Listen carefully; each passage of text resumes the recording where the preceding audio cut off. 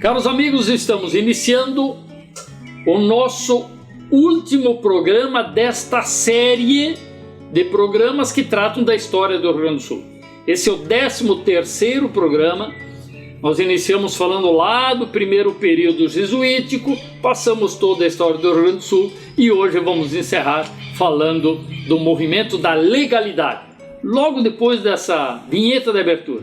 Não saia daí.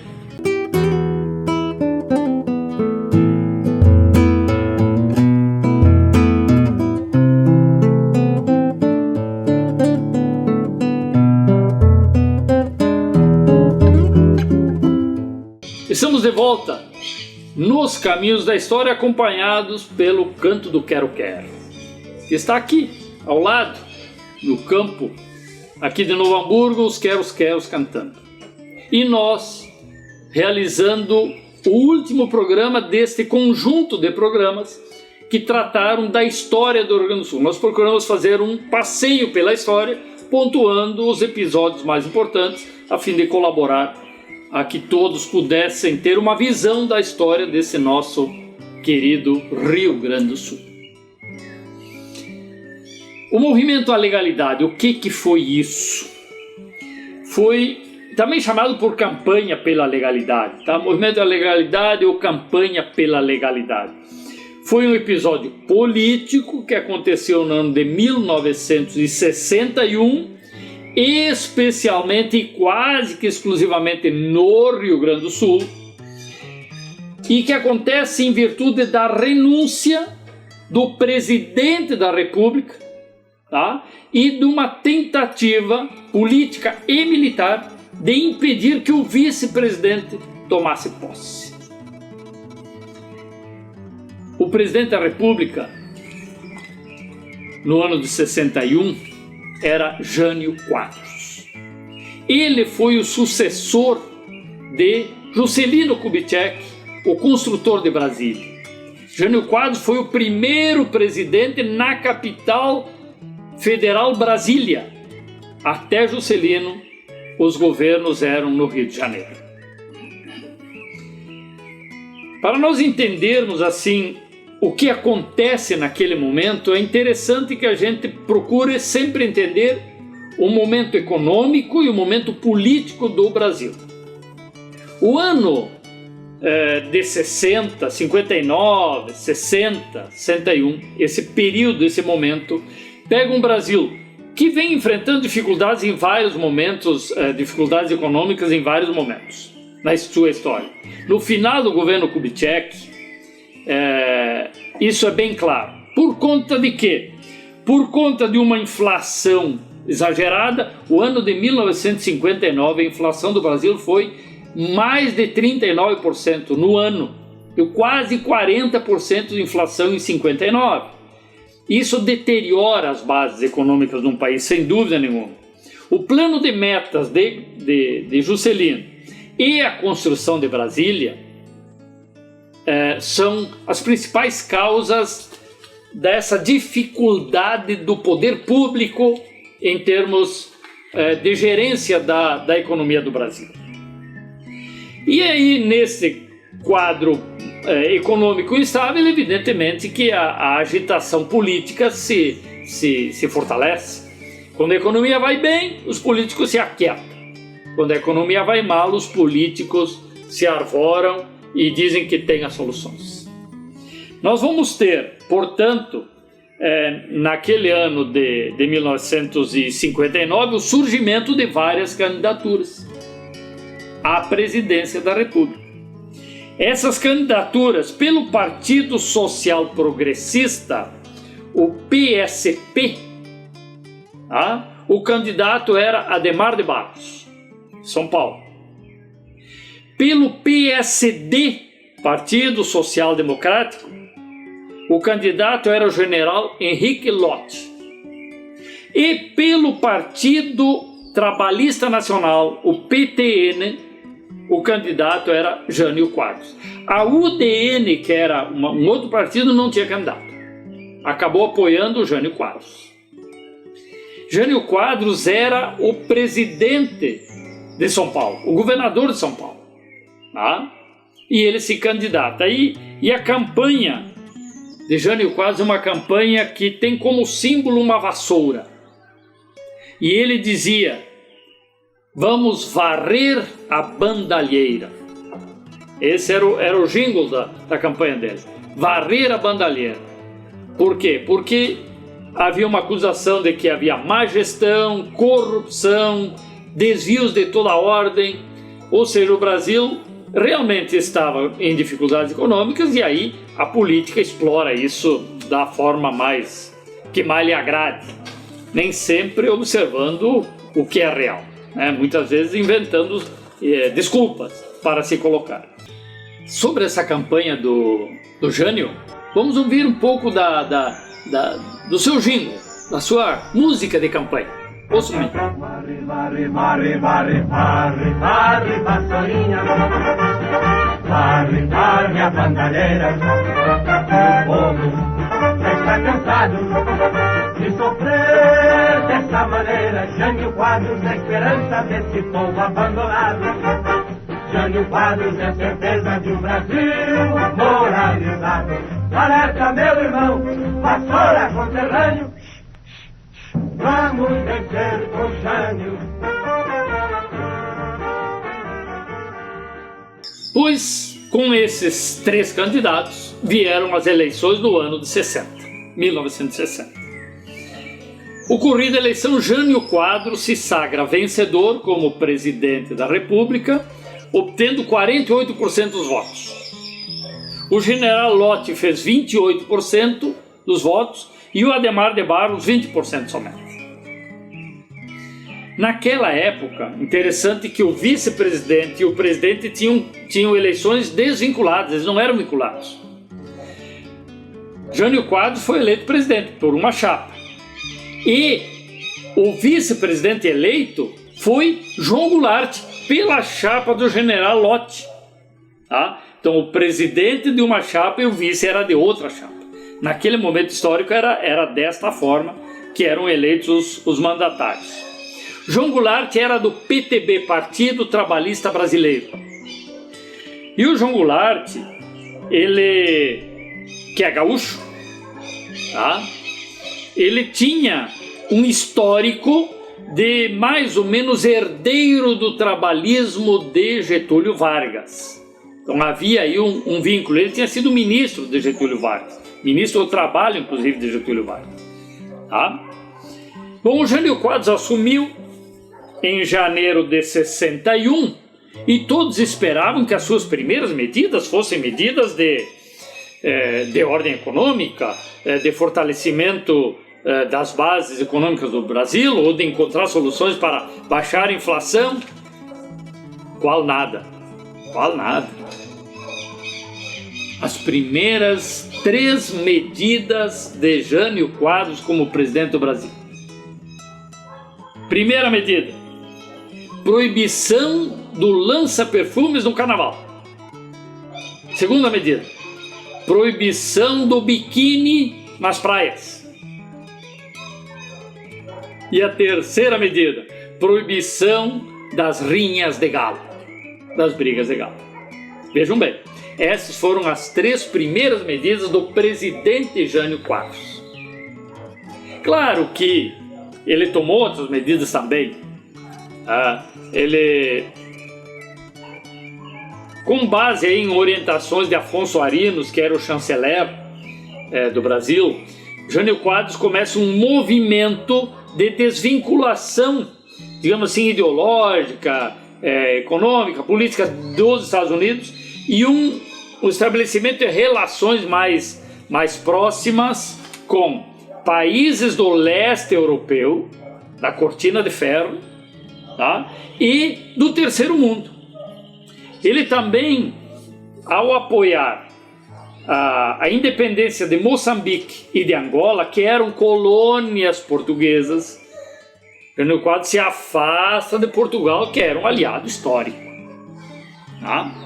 Então há uma série de movimentos aí de Jânio Quadros também nessa área econômica e área diplomática.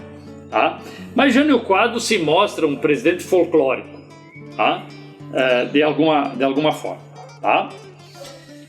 A política externa brasileira, com Jânio Quadros, evidentemente que não agrada a todo mundo, desagrada especialmente os militares.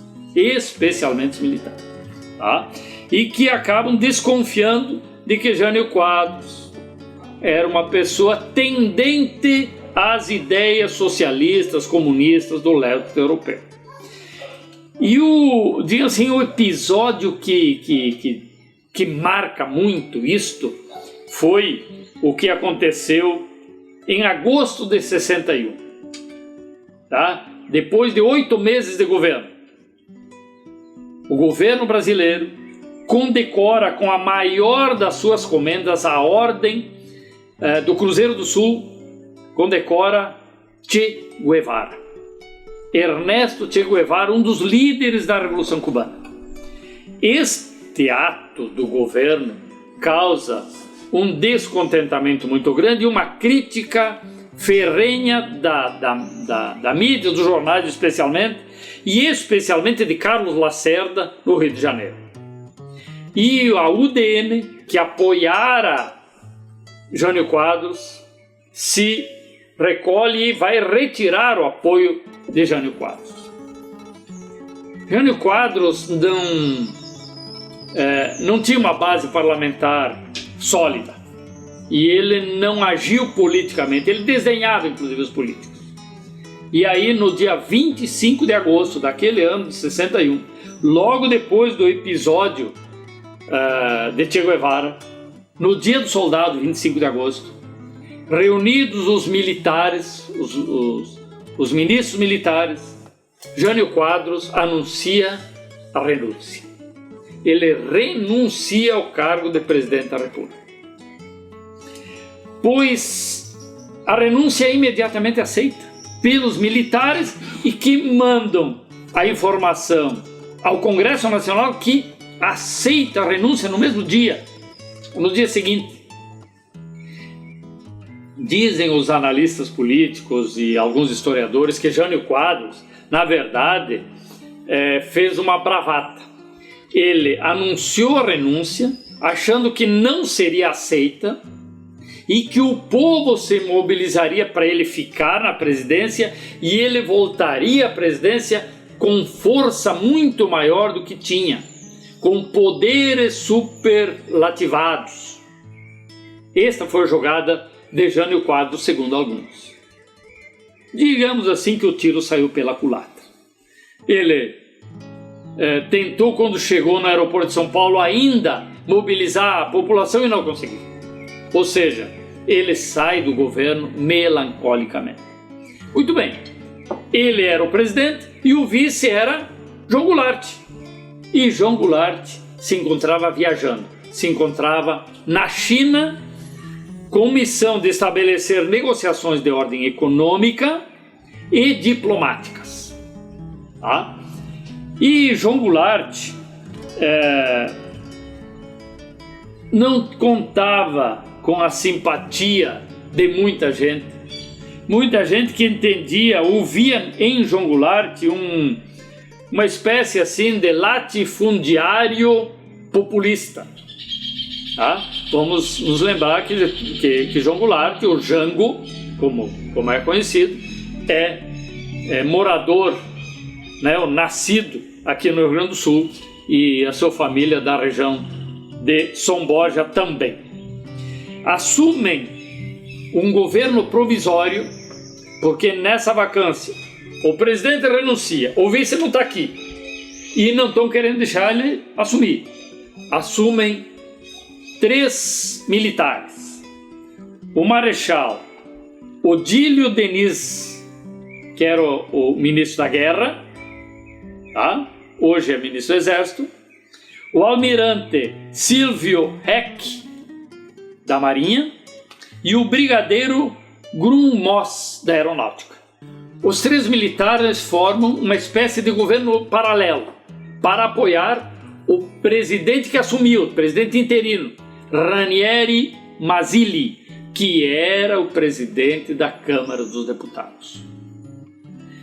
Então, e neste tempo, enquanto João Goulart se encontra na China, os militares assumem aqui, com o Congresso Nacional apoiando, Mazzilli assume os poderes de presidente da República e manda um recado a João Goulart para não voltar.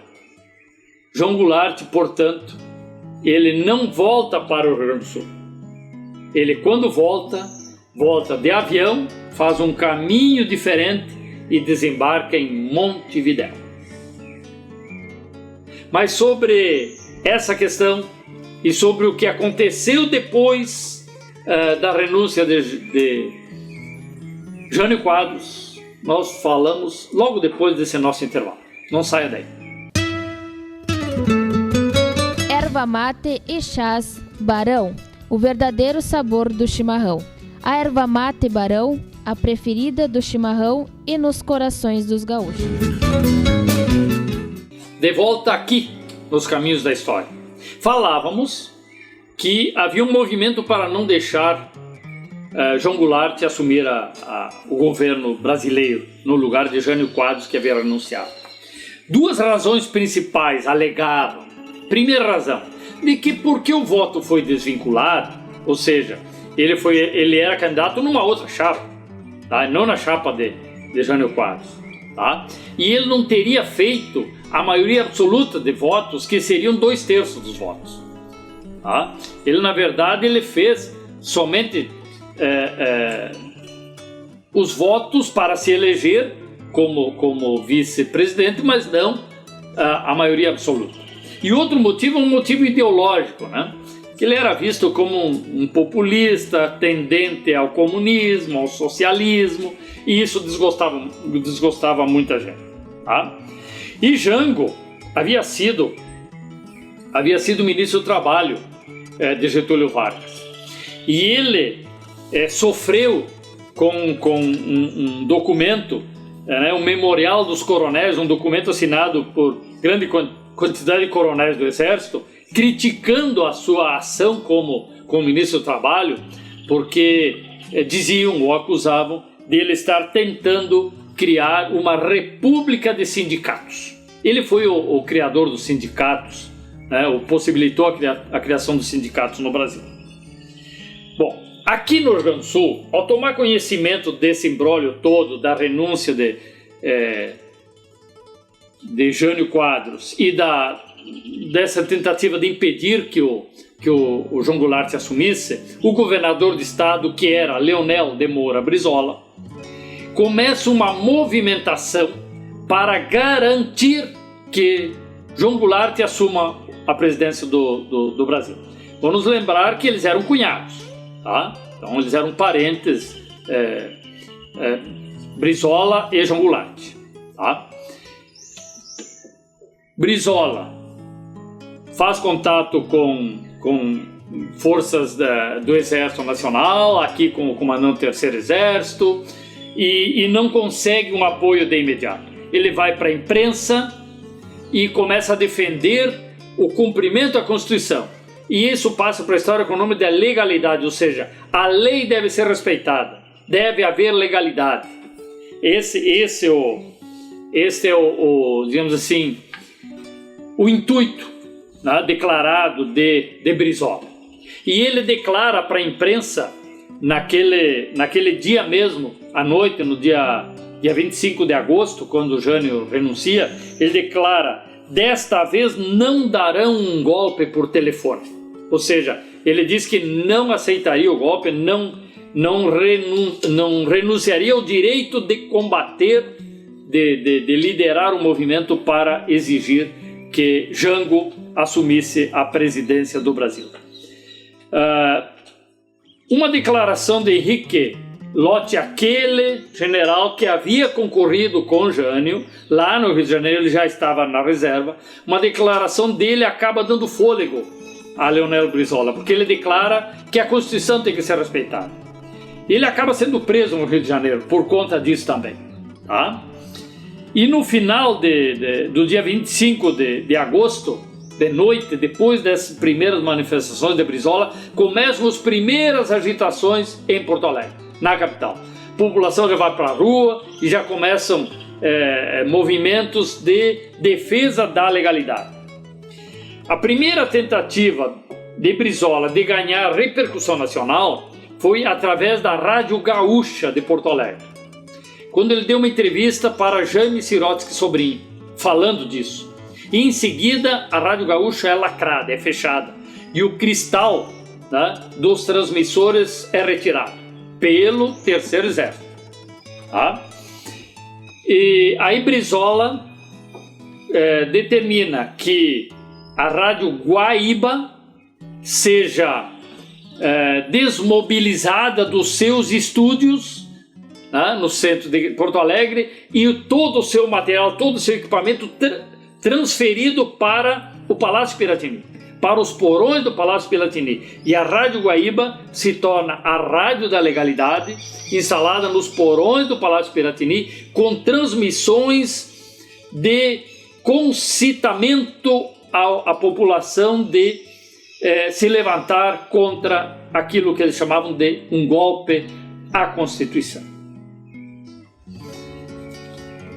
Brizola tem o apoio da Brigada Militar. E a Brigada Militar forma em torno do Palácio Piratini barricadas e instala guarnições armadas com metralhadoras para defender o palácio e defender o governador. E os transmissores da Rádio Guaíba lá, instalados na Ilha da Pintada, são guarnecidos por uma tropa de 200 brigadianos, para impedir que o exército pudesse retirar do ar a Rádio Guaíba. O que acontece? Acontece um blackout em Porto Alegre, e as luzes são desligadas, a energia elétrica é desligada e o Palácio Piratini fica às escuras. Tá? A Rede da Legalidade, que tentou se montar com o apoio do engenheiro Homero Simon, que liderava com a questão técnica, tinha nas suas retransmissões várias rádios do interior e pelas ondas curtas atingiu o Brasil inteiro. Ou seja, conseguia ter algum acompanhamento no Brasil do que acontecia aqui no Rio Grande do Sul. Vários voluntários, no dia 26 de agosto, já começam a se apresentar no palácio como para integrar tropas necessárias a combater, a pegarem armas se fosse necessário para garantir a posse de Jango. A situação não era boa e todos imaginavam que Brizola seria preso pelo Exército Nacional e que houvesse derramamento de sangue, porque a brigada estava decidida a se opor à prisão de Brizola. A situação muda porque o general Machado Lopes, comandante do Terceiro Exército, que recebe ordens de prender Brizola, não a cumpre e, além disso, vai ao quartel-general da brigada, comunica o comandante-geral da brigada militar de que ele, a partir dali, estaria ao lado da legalidade e estaria ao lado do governo do Rio Grande do Sul. Quando isso acontece, o comandante-geral da brigada comunica ao governador que o comandante do Terceiro Exército queria palestrar com ele no Palácio Piratini. Brizola o recebe achando que seria preso e não foi preso. Por quê? Porque o general Machado Lopes vai ao palácio e comunica a Brizola que estava ao seu lado para a defesa da legalidade. Bom, no auge da crise política, com foco no Rio Grande do Sul e alguma movimentação política também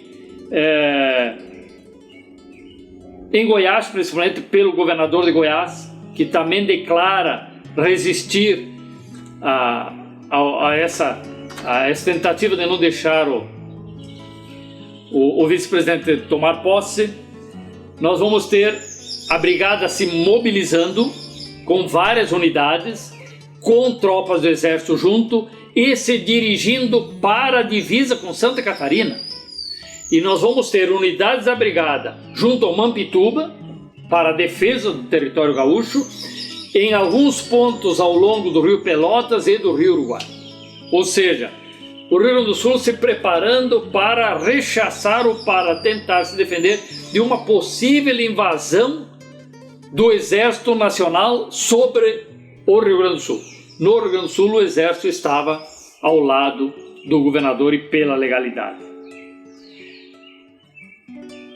João Goulart volta, e eu dizia no bloco anterior, volta da China e vai para Montevidéu.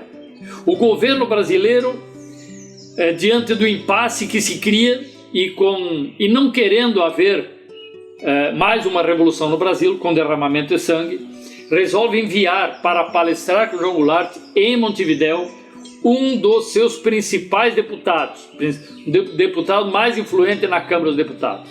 Falamos de Tancredo Neves. Tancredo Neves vai a Montevidéu e ajusta com João Goulart que ele assumiria a presidência do Brasil, mas teria que aceitar um novo regime de governo, a implantação de um regime parlamentarista no Brasil.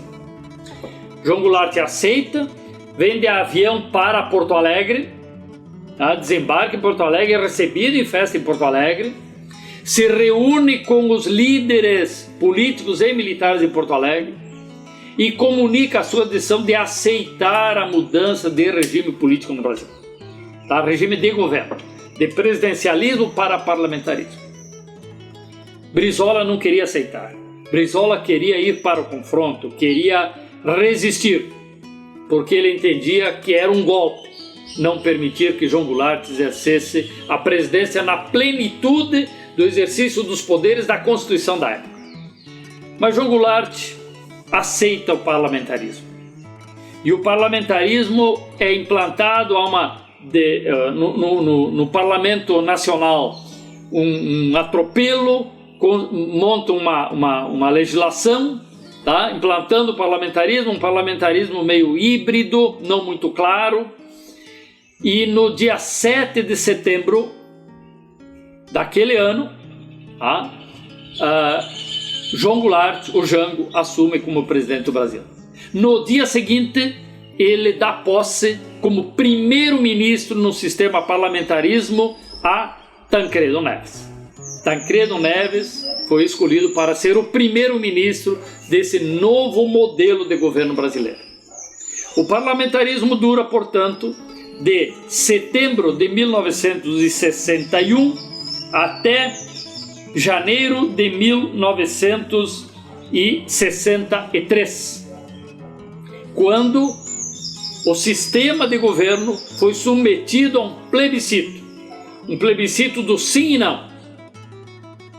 Sim para quem quisesse a continuidade do parlamentarismo, não para quem quisesse o retorno do presidencialismo. E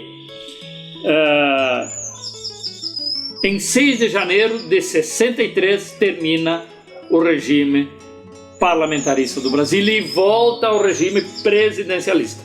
Termina o regime de parlamento, do parlamento comandando com o primeiro-ministro, e volta o modelo tradicional da República Brasileira. A partir de janeiro de 63 até março de 64, um ano e pouco, a instabilidade política se agrava, a insatisfação social é latente, várias iniciativas, muitas manifestações, comício na Central do Brasil e vários movimentos de governo que acabam fazendo com que, numa conjunção de interesses dos militares e da sociedade e das forças políticas brasileiras, e nós vamos ter, em 31 de março de 1964, um golpe militar, ou golpe cívico-militar, se quiser, com apoio integral da população. O Exército Brasileiro depõe o governo constituído e o parlamento escolhe ou elege de forma indireta um novo presidente para o Brasil. O primeiro presidente militar do Brasil foi Humberto de Alencar Castelo Branco. O regime militar, que começa em 1964 e se estende até 1985, concluindo no governo de João Batista de Oliveira Figueiredo, João Figueiredo, tá? Durou 21 anos. Teve vários presidentes e várias situações que não vamos aqui tratar. Tá? É um período político de exceção no Brasil. Alguns chamam de golpe, outros chamam de estado de exceção. Até hoje se discute e há sequelas desse momento político brasileiro. Mas o Brasil segue a sua senda de país republicano, com suas dificuldades, com seus problemas, com suas nuances. Encerramos desta forma a história do Rio Grande do Sul, que envolve em muitos momentos a história do Brasil junto. Iniciamos lá com as missões jesuíticas ou as reduções jesuíticas, as missões jesuíticas e todos os momentos importantes da história do Rio Grande do Sul. E encerramos aqui esse nosso passeio pela nossa história. Espero que tenhamos contribuído para o engrandecimento pessoal e para o conhecimento de todos. Tenham todos um ano de 2020 muito, muito, muito especial.